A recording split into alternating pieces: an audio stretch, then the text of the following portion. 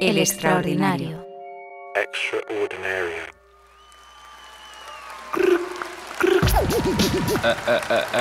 Extraordinario. A este guajiro le gusta el cuchillo, tu poca salchicha, el mío solomillo. Crímenes el musical, un podcast de Marabat. Session 2. Atentado fatal a Juan Prim y Prats.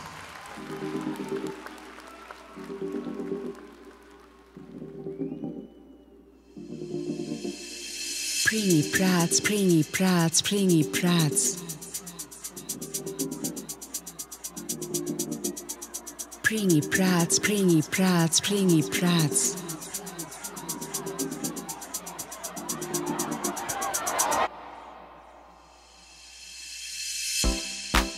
Estamos en 1870 y oh shit, ¡cuánta revuelta! ¡Cuánta revuelta! A la reina Isabel II la manda al carajo. Tira pa' Francia, bonita, que aquí tenemos trabajo. Hacer una constitución y buscar otro rey. A ver si esta vez nos sale bueno el güey. Una banda liberales manda ahora en el país ley constitucional frente a monarcas del ojal. Prim es el primer ministro del primer try democrático. Pero hey bro, ten cuidado, porque hay ratas fanáticos. ¡Cuidado! Esta tarde de diciembre, de viento helado y fría nieve, algo se oye por ahí. ¡La cada cerdo es un San Martín! Pobre general Prim, lo que tiene que oír. Le han gritado eso al salir del Congreso. Prim monta en su carruaje de excelentísimo personaje. Va hacia su casa y ¡carajo! 2 coches le impiden el paso. ¡Quieto ahí parado! 2 fulanos abren la puerta de Prim y pa pa pa pa pa pa pa pa pa pa pa pa.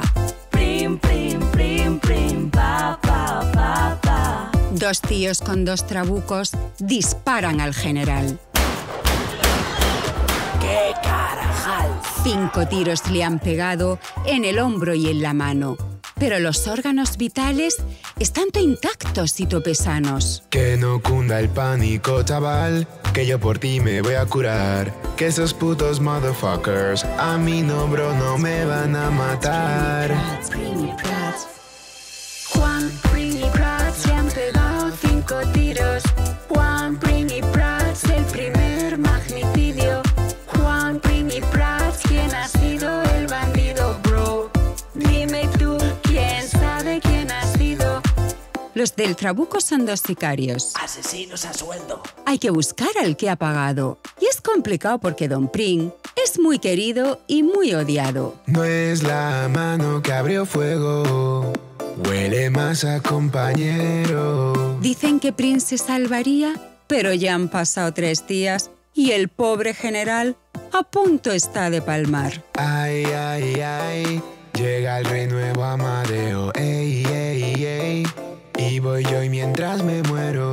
Dicen que Prim se salvaría, pero ya han pasado 3 días. Prim, prim, prim, caput de rip. Parecían solo heridas y todo el cuerpo se ha infectado. Prim la espicha. ¿Sabe Dios qué habrá pasado? Juan Prim y Prats le han pegado 5 tiros. Juan Prim y Prats, el primer magnicidio. Juan Prim y Prats, ¿quién ha sido el bandido, bro? Dime tú, ¿quién sabe quién ha sido? Ey, ¿quién ha sido? Ey, qué fastidio. Ey, ¿quién ha sido? Qué fastidio. ¿Quién ha sido, bro? ¿Fue el duque de Montpensier? ¿Porque no lo hicieron rey? ¿O fue el general Serrano? Porque a Prim ha traicionado. ¿O José Pauli Angulo? Porque huyó sin disimulo. ¿O el escolta de Serrano? Que pagó el atentado. Pim, pam, pum, pim, pam, pum, pim, pam, pum. Disparos que llevan a un funeral. A Prim lo han enterrado con su cuerpo embalsamado. Una muerte de leyenda muy terrible y muy horrenda. Crímenes el musical. Juan Prim y Prats le han pegado 5 tiros. Juan Prim y Prats, el primer magnicidio. Juan Prim y Prats, ¿quién ha sido el bandido, bro? Dime tú, ¿quién sabe quién ha sido? Juan Prim y Prats le han pegado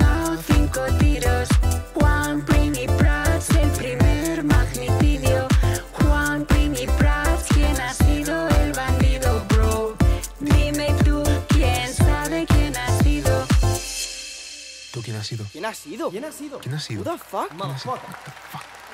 Crímenes, el musical, presenta su Session 2 con la colaboración de la historiadora María José Rubio.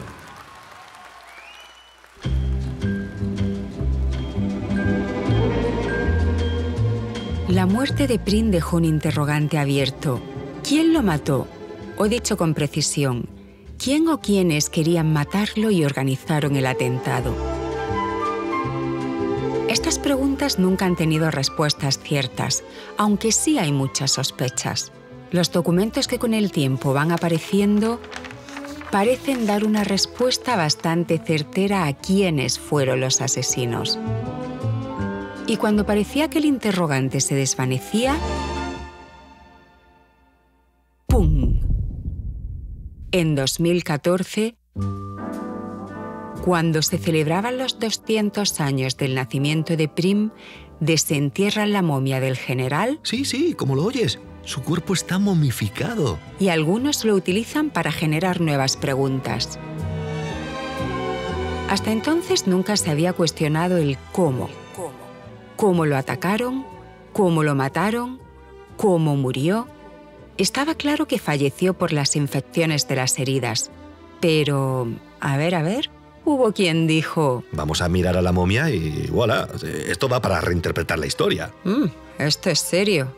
Entonces busqué, leí, estudios médico-legales por aquí, pruebas históricas por allá... Y fui a dar con la persona que mejor conoce el legado de Prim. Fui a hablar con la historiadora María José Rubio para conocer mejor la vida y la muerte de este hombre que fue presidente del gobierno, ministro de guerra, gobernador de Puerto Rico. Dame de tu falla, papi. Y diputado por Madrid, Barcelona y Tarragona. También era conde de Reus, marqués de los Castillejos y vizconde del Bruch. Vaya tío más importante. Aunque esos son brochetas. Lo interesante es que Prim era un liberal que intentaba que España fuera una monarquía democrática en vez de un reino sin parlamento.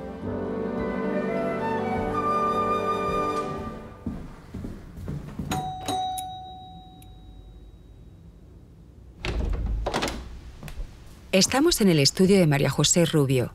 Esta mujer, bellísima, es académica, escritora, profesora, gestora cultural y autora del podcast Despierta tu curiosidad. Hay cientos de documentos encima de una mesa enorme. Hay cartas originales que escribió Prim, copias de cartas de reinas y jefes de gobierno, imágenes de estudios forenses... Todo lo que me cuenta tiene una prueba histórica detrás. Y lo primero que me explica es por qué conoce tan bien la figura del general Juan Prim y Prats. Conozco mucho la figura del general Prim porque en mi familia tenemos el legado del general Prim, desde los años 60 en que mi padre compra el legado del general Prim, que había heredado no su familia, porque no tiene familia directa, sino sus administradores. Por lo tanto, he estado siempre en contacto con el legado histórico y documental. Y cuando fue el bicentenario de su nacimiento, en el 2014, fui fundadora de la Sociedad Bicentenario General Prim, que fue una sociedad privada sin ánimo de lucro, a nivel institucional, todos los eventos que se celebraron en el 2014. Después hablaremos de aquellos días turbulentos de la muerte del general Prim y de lo que se sabe de sus presuntos asesinos. Los matones. Pero empecemos por lo más reciente, el asunto de la momia. El fósil. El cadáver de Prim es embalsamado por el doctor Simón el día después de su muerte y se encarga de hacer todo un informe forense, lo visten con su uniforme de gala y lo meten en la caja de zinc y después en una caja de madera donde siempre ha estado. ¿Por qué embalsamaron el cuerpo de Prim? Supongo que al estar destinado a un entierro no bajo tierra, sino en el panteón, era necesario que el cadáver fuera embalsamado. A Prim lo enterraron en Madrid. Aquí. Hemos venido a ver dónde estaba Prim. Eo. Qué belleza de resonancia. Hasta te vibra la garganta. Es lo que antes se llamaba Panteón de Hombres Ilustres y hoy se llama Panteón de España. Porque ya está bien de contar la historia como si fuera cosa de hombres. Como el coñac Soberano. Y beben Soberano porque Soberano es cosa de hombres. El Panteón era el lugar donde iban a parar algunos jefes de gobierno de finales del 19 y principios del 20. Y ahí sigue la mayoría, en ese lugar tan... lisérgico y escalofriante para los que flipamos con la historia. Es un lugar que rinde homenaje a la democracia, la ciencia y la cultura. ¡Wow! ¡Civilización! El cuerpo momificado de Prim estuvo ahí hasta 1971, hasta que ese año lo llevaron de vuelta al lugar donde nació, a Reus.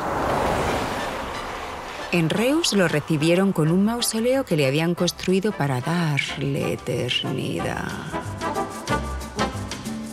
Y ahí yacía su momia, en silencio, hasta que se fue acercando la fecha de su 200 cumpleaños.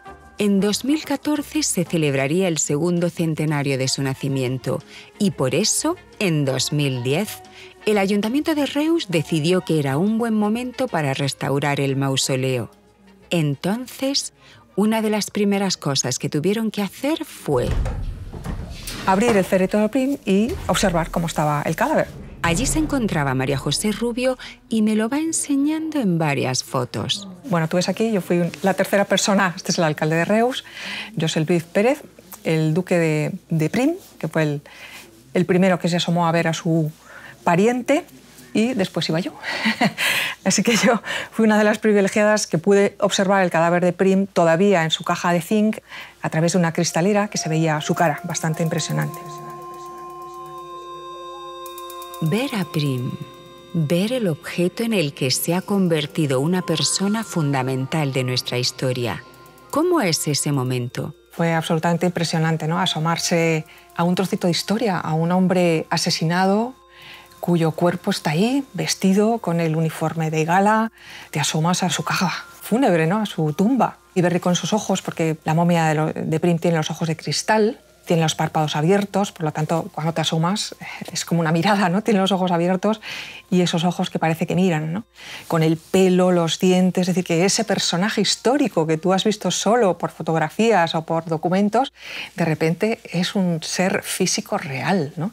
Y la verdad es que produce emoción, produce sobrecogimiento, porque no deja de ser un hombre asesinado vilmente y está ahí enterrado pues, con mucha dignidad, y la verdad es que fue sobrecogedor. Vuelve el pálpito del pasado, que sigue vivo. Es como la historia hablando, de verdad. Parecía como la historia hablando, ¿no? Bueno, un resucitar de la historia. La historia vive en un cuerpo que hoy está muerto. ¿Cómo es ese cuerpo? ¿Qué aspecto tiene? La piel está como acartonada, o sea, es como la sensación del cuero. La primera vez que he visto una momia en mi vida, y no creo que vaya a haber más, ¿no? Puede que no, pero la sensación es de cuero.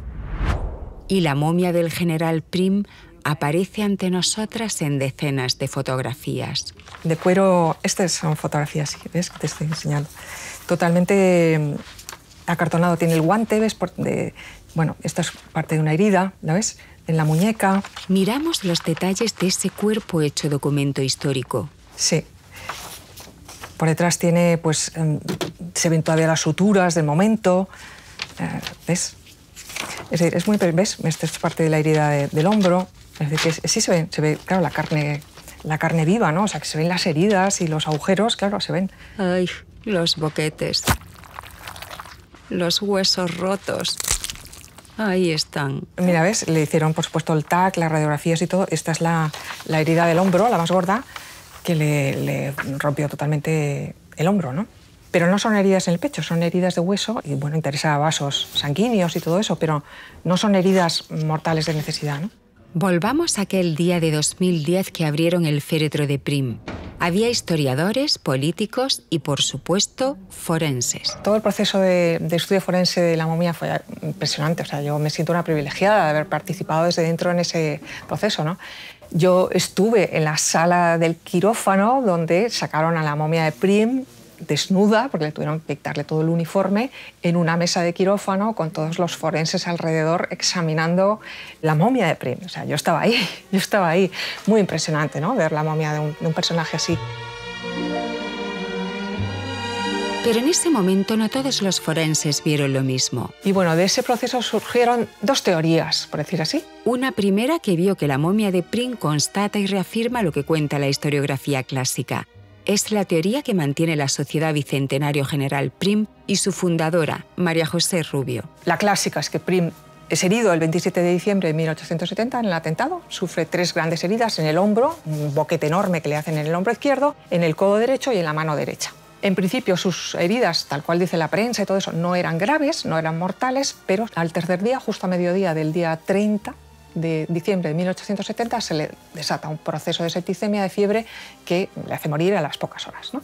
Esa es la historiografía clásica, lo que los hechos históricos demuestran, que Prim estuvo 3 días herido y muere el día 30 a consecuencia de las heridas. Y una segunda que cambia la versión clásica de la historia. La otra teoría que surgió de ahí, más polémica, y que algún otro historiador ahora de repente apoya, es que Prim murió el mismo día del atentado. Uno, porque dice que se desangró ese mismo día, y la otra forense que marcha por libre, que fue estrangulado en la cama. Las últimas teorías, que más de 150 años después del asesinato de Prim, cuando nadie había dicho nada, ni siquiera sus contemporáneos, sobre eso, de repente, pues historiadores de ahora deciden marcarse esa teoría.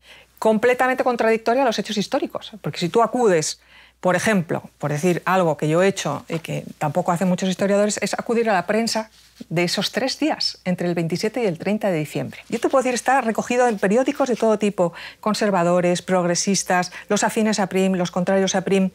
Las evidencias de que Prim estuvo vivo en esos 3 días son innumerables. O sea, por el cuarto de Prim y las estancias de Prim pasaron decenas de personas. Estuvo el embajador de Estados Unidos visitándole. Por supuesto estaba la familia, la viuda que no se despegaba de él. Es decir, es absurdo.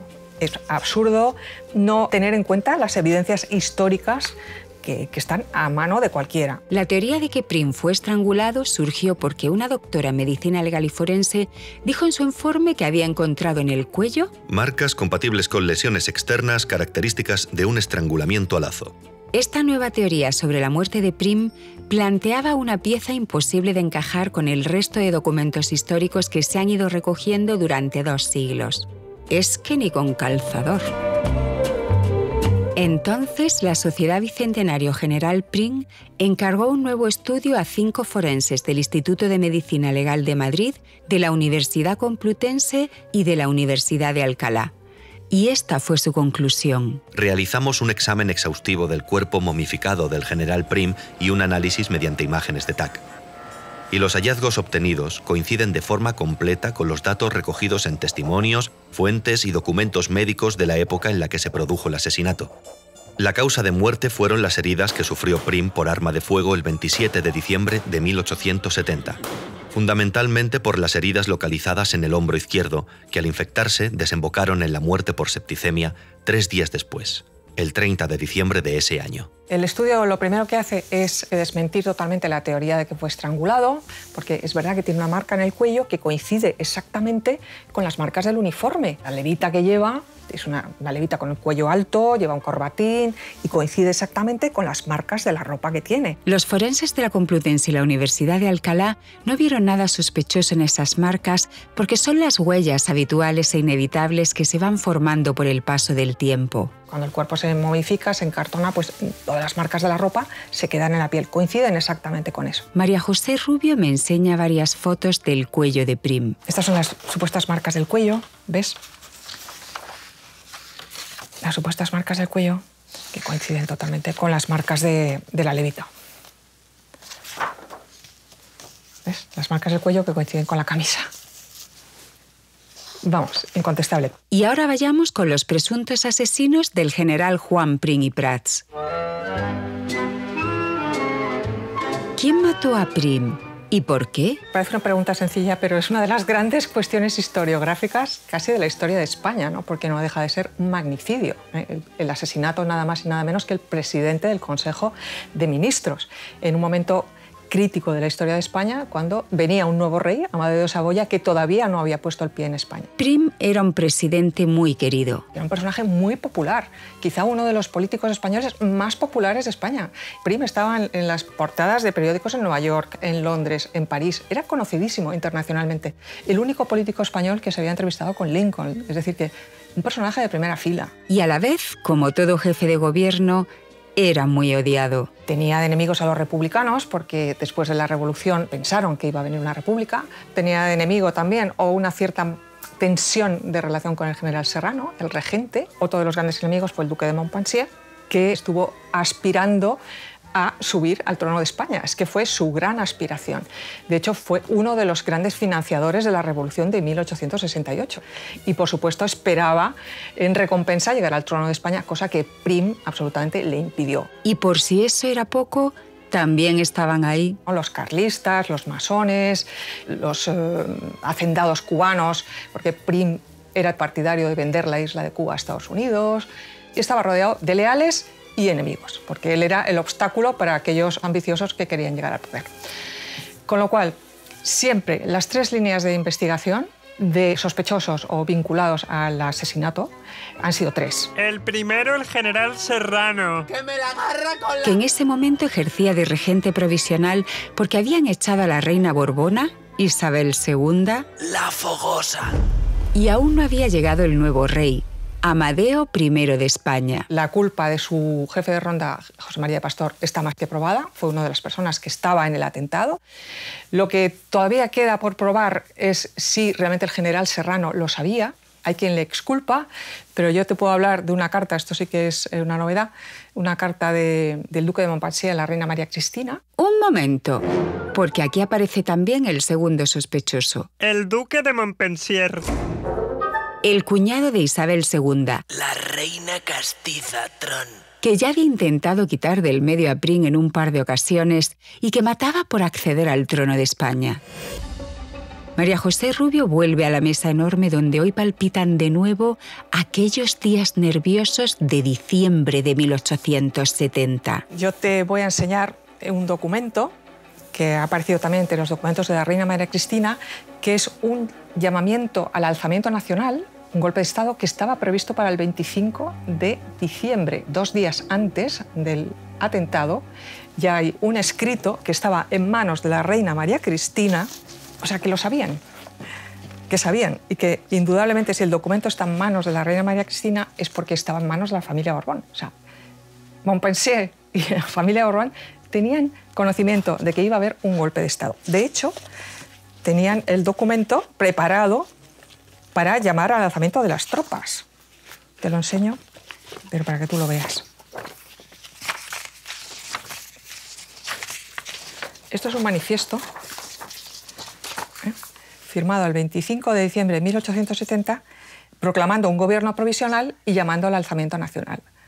Este documento está entre la correspondencia de la reina María Cristina. ¡Guau! Aquí había mucha intención y mucha gente en el ajo. No solo querían matar al general Prim, también habían organizado un golpe de Estado. Y nos queda el tercer sospechoso. El tercero es José Paul y Angulo. Un diputado republicano que antes del atentado publicó en su periódico un llamamiento para derrocar a Prim. Un periódico que se llamaba El Combate. Ya ves, hostia que te hostia. Y que después del atentado salió por patas. Y esa fuga lo puso en el disparadero de todas las sospechas. Tanta prisa, tanta prisa. Y aquí de nuevo, la historiadora María José Rubio tiene datos que no han estado en el relato. Y otra de las cosas que no ha tratado ningún historiador en esto, y yo sí he visto, es el expediente policial que tiene la policía francesa sobre Paul y Angulo. Para la policía francesa, Paul Angulo siempre fue uno de los encausados en el asesinato de Prim. Lo tuvieron siempre vigilado. En ese expediente policial lo que se demuestra es que Paul y Angulo no estuvo siempre en Sudamérica, como se piensa. En años en que los historiadores creen que Paul y Angulo está en América, la policía francesa lo tiene localizado en Inglaterra, en Holanda, en Suiza, en Francia. Estuvo siempre vigilado. Sabían que estaba siempre disfrazado con pelucas, tienen fotografías de él.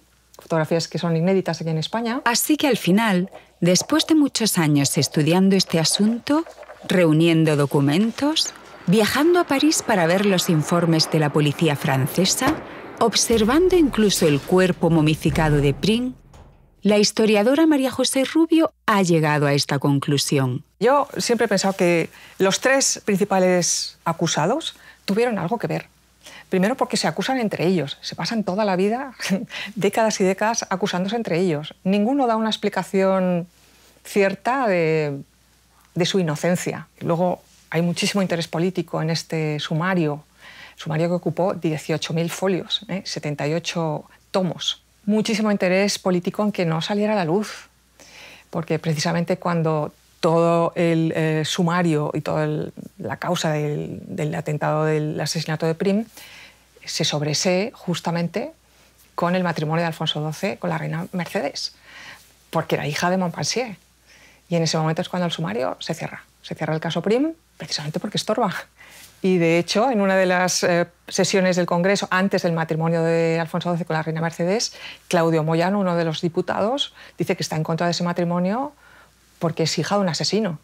Se atreve a nombrar por primera vez al duque de Montpensier, sin decir su nombre, pero veladamente, como asesino. Es que todo el mundo lo sabía. Y todos los allegados a la familia Prim, sus íntimos amigos, políticos, su familia, estaban convencidos de esa trama, de que el duque de Montpensier había sido el gran financiador, instigador del asesinato de Prim, con la ayuda y la colaboración de los otros.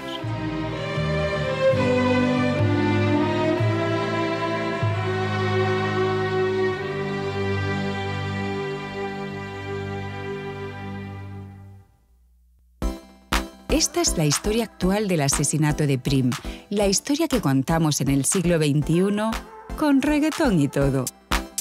Pero contar y cantar no es ninguna novedad.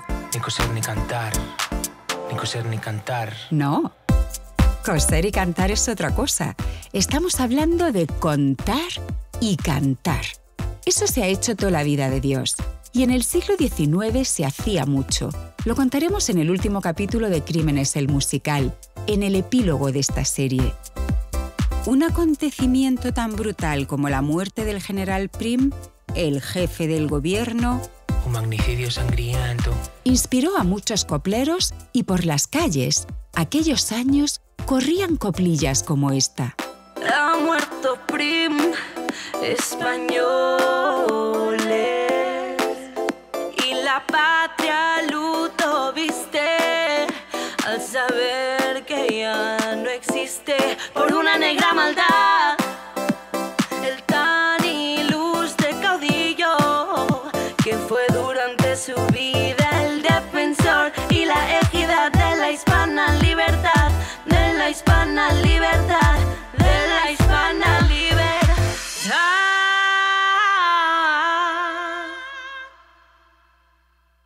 Y en el próximo capítulo, asesinato en el balneario. Matan al presidente Antonio Cánovas del Castillo. Un pavo todo loco apretando un gatillo. Tristes de pedir, pero más tristes de robar. Y aquí ya tenemos bastante de mala vida criminal. Así que prima, échame algo para pagarle a mi churumúsico. En la descripción del episodio verás la palabra propinilla. Dale ahí fuerte. Suscríbete a nuestra newsletter y podrás dejarnos un presente. Que aquí hay gente, mi arma, que cuánto te lo agradece.